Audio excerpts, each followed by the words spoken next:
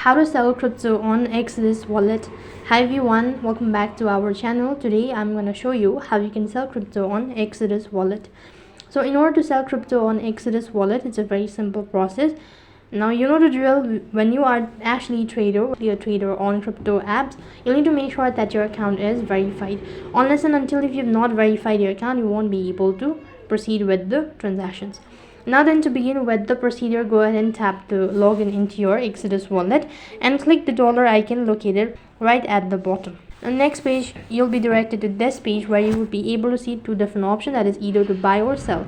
Go ahead and tap the sell button. After that, you need to go ahead and enter in or add what you actually want to sell. Go ahead and select the asset, enter in the exact amount, and you also need to enter in the converted amount and click the continue button right at the bottom. So as soon as you've done that, go ahead and select the continue button located right at the bottom in order to confirm the transaction. So that is how you can sell crypto on Exodus wallet. That is all for this video.